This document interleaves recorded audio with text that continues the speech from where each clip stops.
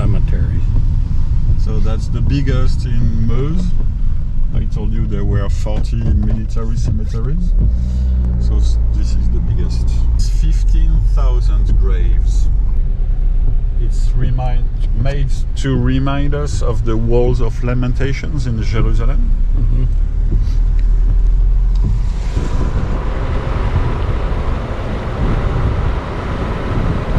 That's a big cemetery.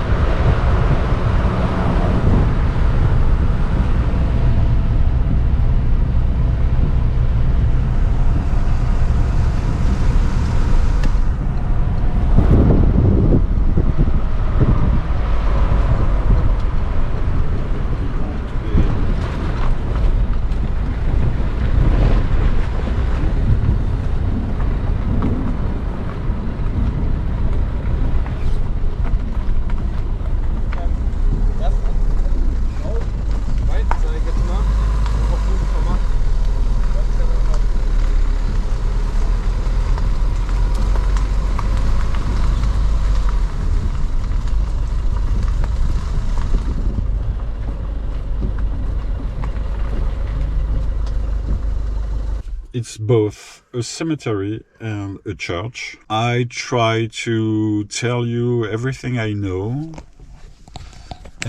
so that once you're in there, I don't have to talk and comment and blah, blah, blah, blah, blah, blah. You know, anyway, you'll be all day with me, and probably will be the only moment when you are on your own, the time you go inside. Okay. So yeah, probably you should enjoy that. Yeah, I'm going to say a few things and then I will let you go inside if you want to. It used to be free before COVID, and it's not from the state, it's a private association. And because of COVID, they run out of money. You used to pay €4 to go up the tower, but the rest was free. So like in front of us, this is the church part, the chapel, and the rest is where they have buried the bones underground. So this is the cemetery part. So they used to only pay €4 to go up there, but now they make you pay €6, whatever you do inside. Okay. So you need to pay. You used to be completely free. You could enter from the front or from the rear, and now you have to follow a certain path. Okay. Because of COVID. It tends to be lighter and lighter because COVID is behind us now. But still, it's a bit strict, more strict than what it used to be. So I will tell you the big lines of that monument. So the thing is, you must imagine at the end of World War I, there were still thousands of dead bodies all across the battlefield that they had not been able to pick up before. So they found something like 500 new bodies, or what was left of bodies, every month. 500 every month. So if you do the mathematics, after 10 years, you already have 60,000. So they had made a provisory bone house where they put all they find, but it was a wooden thing. So it was not enough. So actually it is one man that took the initiative of this. It's the Bishop of Verdun. The Bishop of Verdun was called Monseigneur Ginisti. He has his grave in the chapel part. Okay. You can see his grave. So as the Bishop of Verdun, he has been a basic priest too. You know, he used to do some, how do you call it? When you come to confessional? Or... Oh, yeah. Yeah. Yeah. So he did that basic job of a priest. Too. Right. So he talked with the soldiers that had been in the trenches in Verdun. So he shared their horror and their grief and all that. So he said, we need to do something. He created a commission and sent people all across France to raise money to have this found, and he organized a competition between architects, and you have 3 guys that won and they had this built. So they started building in 24 and finished in 32. But there were so many bones that when it was not finished, they started already pouring the bones in. It was 1927. So here in this building, you have the remains of 130,000 soldiers. And from what I know, it's the biggest gathering of dead people in France. More than the catacombs of Paris? No, except for the catacombs. I was in there yesterday. Oh, you were there? Yeah, I went there yesterday. Okay. Yeah. Oh. Hier. Oh, I'm sorry. So you saw bones yesterday, and I'm going to show you more. Hey, you can't have too many bones. No, because, I remember I went to the catacombs when I was 12 for the first time, and that was the first time in my life seeing something human dead. I know. And yeah, it changed my point of view for many things. Like, I was not a child anymore after I saw the catacombs. It's crazy. I've never seen anything like that. And they made all those pies. I know. But the main difference is that here, it's only violent death. It's mostly young people, the age between 20 and early 30s, maybe. Sure. So before you enter, I tell you what you will see inside. Okay. Because here on this side, you can see those windows. Yes. White up there. They walk by two. So it's the same inside. You have like a crypt with two graves. Actually, it's more sarcophagus. It's big graves. There's no one buried in those graves or sarcophagus. It's only the way that they poured the bones underground. So you will see that inside, and above, on top of those big graves, you will see names. On the total, it's 46 names. They represent the 46 sectors of the Battle of Verdun. Okay. So for now, you know just two. You know the sector of Fleury, that was here. And like those trees here, it's the hill of Douaumont. And so more there, it's Douaumont, with the village of Douaumont and the fort of Douaumont. So yes, you know four now. Okay. Fleury, Chaumont, Douaumont. Well, on the total is 46 sectors. So they wanted to put bones from every part of the battlefield so that they know everyone is represented. And then inside you will see also on the roof and the ceiling, and on the walls opposite, you will see it's a total of 5,000 names. It's individuals. Who knows where they are buried? Maybe they're here as bones, or maybe they're still in the woods. Who knows? But it's families that pay a little amount to have their name written, so they have a place to commemorate. And I forgot to mention, it's unique also in France. All those 130,000 dead bodies, it's German and French mixed together because they could not identify them. So that's one of the only places where they have mixed. How much time do you think I should? It's up to you, Steve. I mean, this is one of the biggest thing to visit on Verdun battlefield. So I don't want to restrain you and say, do that in 10 minutes. No. Right. Okay. You can take your time. Well, a reasonable thing would be like 30 minutes. 30 minutes.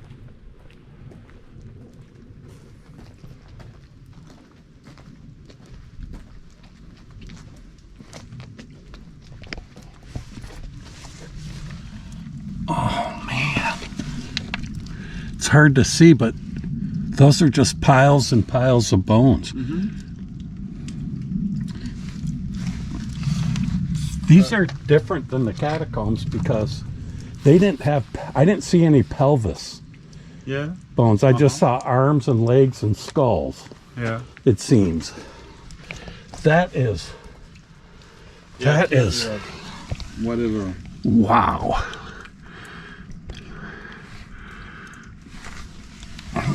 It gets me. It's the only place I know where you can directly look in the eyes of those fighters. Well, like, that's not the best example when I said look in the eyes. Here you have this skull.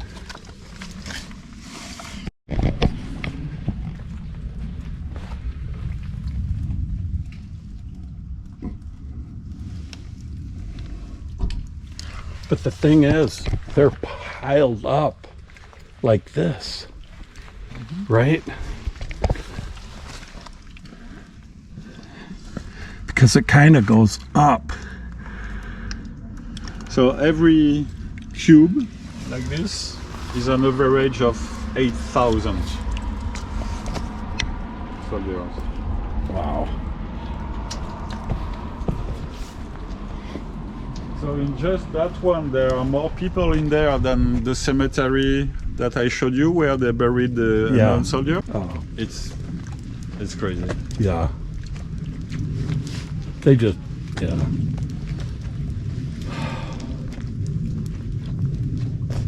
Terrible.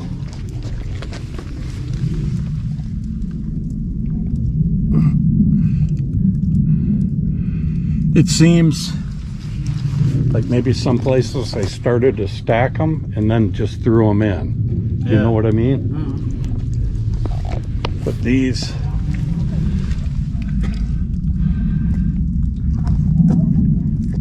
yeah. Okay. I've seen enough of those. That is just sad. It's very, very sad. Oh yes, Steve, you know, you have not chosen the most happy visit to I know. France. I know, and I remember, like when I went to the Somme, I feel the same way now that I felt then. I know. But that's the thing. It's So it's my job now. You know, I try to be like a doctor okay. when he sees dead people. Business as usual. But yeah, I remember the first time I came here, seeing all those crosses on the front was wow. Yeah, now I just don't pay attention anymore. Things to tell you about the cemetery and the view on the other side, so I wait for you there. All right. Au revoir. I'll see you in a minute. So you are in front of this very center of the battlefield. Right here. Yeah, it's not easy because it's foggy, but can you guess the building? Yeah. In white over the trees? I don't think so. No? Maybe it's not white, but you can guess. I can see it. Here. Yeah. Yeah. Yeah. So Fleury is that's on the right of that. Oh, okay. So we were just here. So the difficult part to understand in Verdun is that the Germans did not advance like this on a straight line. You know, they kind of moved like this, so that's why they reached the fort of Douaumont, that is on the same line as this road. It's 1 kilometer there. So they arrived in Douaumont on the 25th of February, but like those trees that you see, the French and the Germans were fighting at the beginning of June there. So they reached Fleury first, Douaumont, and then they moved like that. Okay. And so they were only here at the beginning of June and there at the end of June. And then they've been fighting, as I told you, for 2 months in the village of Fleury. And then it was time for the French to strike back. So they've been fighting a second time between here and there, but on the way back. So what you see, this cemetery was set right at the very center Of the battlefield. wow.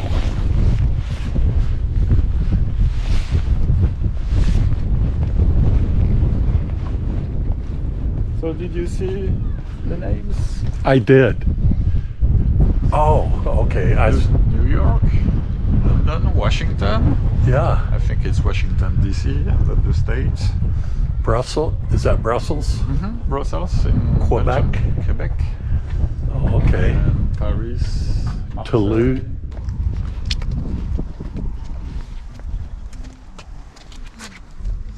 So here you have this sign from 1984 when the French president. He was in the movie Mitterrand. Oh, you said that. Okay. Yeah, that was in. Yeah. Oh. He dedicated this. So, did they show in the movie the picture of the president and the chancellor holding hands? So that picture was taken right here. Oh, yeah, they did. They did show that. And they showed him inside there lighting a flame. Yeah.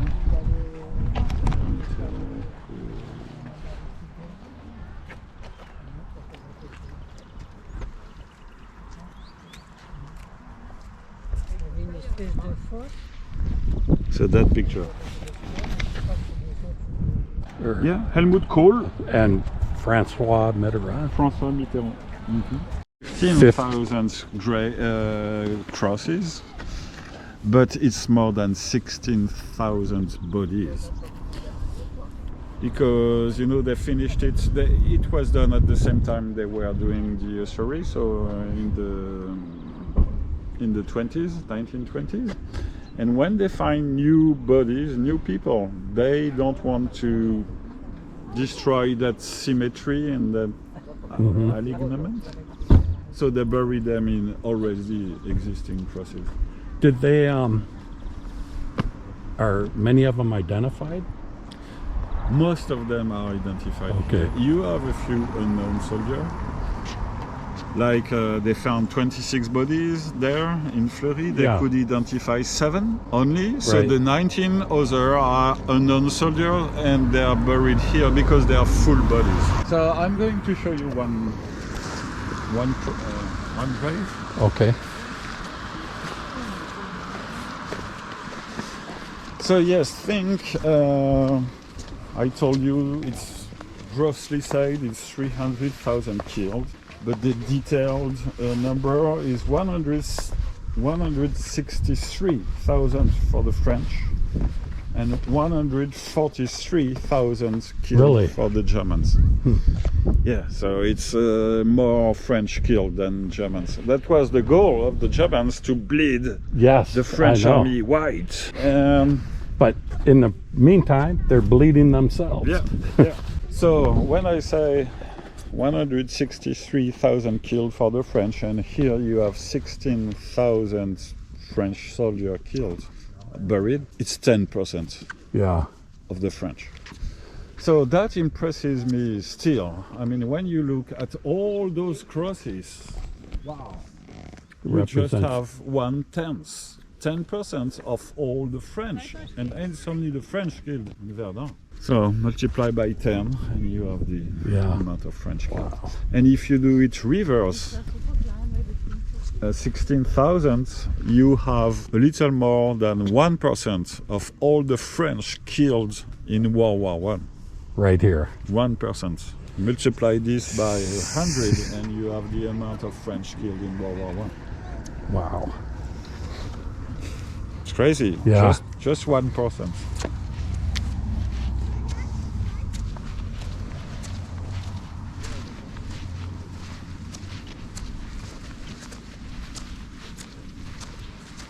So you see those crosses, because I hope we have time to go to the American cemetery. If we go, you will notice, or you know already because you were in Colville, they have marble crosses. Oh, really? In American cemeteries, where this is only concrete. We are not as rich as Americans. So normally it's one cross, one name. Argel Célestin. And that's French. They don't say their age. They don't. Their birth date. What's this number? The number of the regiment. Of infantry. RI. And they have the date he died. Yes. Okay. So he was killed in April 16. So most of the time it's like this, but sometimes you will find a cross like this one, So this cross has Mr. Champier, Mesure, Nenny, Poronti, Poisson. So 5 known soldiers and 5 soldiers unknown. Wow. So it's 10 bodies for that single grave. In here. Yeah. Wow. Okay. So it's written National Cemetery of Douaumont. Here rest 15,000 French militaries who belong to the following regiments. All those. And then Bataillon Chasseurs à pied, 1, 2, 3, 4, 5, 6, blah, blah, blah. And then Regiment of Infantry, 1, 2, 3, 4, 5, 6, 7, 8, 9, 10. Well, it would be quicker to say who was not here. Right. Right. So this is typical from Verdun. This is also why it's so famous in France. You have 70% of the French army that took part in the Battle of Verdun at some point or another. 70%. 70%, yes. So it's more than 1 million. It's because of Pétain.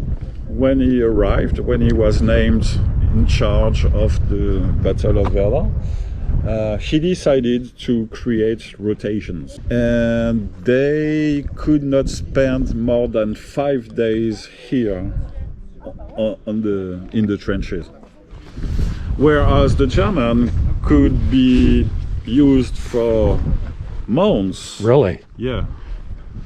And even the Germans, when they did not stay here, they went on the rear and they never went home. Or I mean, the French were they were in their country at least, so That just wrecked a lot of people that even maybe if they don't have physical injuries. Mm-hmm. Well, I've read this at the beginning, but I think the numbers are wrong. I read this sentence. They said for 3 soldiers that go on Verdun, 1 is killed, 1 is wounded, and 1 is traumatized for life. 1/3, 1/3, 1/3. That doesn't fit. But even the guy that's wounded is traumatized, probably. Also, yeah. Yeah. So yes, 70% of the army was sent here, but to fight for maximum 5 days. Some regiments were not lucky, and they were sent here like 4 or 5 times. Right. You know, the first time in March, then you came back in May, and then September, and so. And some regiments just came once, and 30% never came. But that's why you have that long list. It's industrial, you know, it's not on a human scale.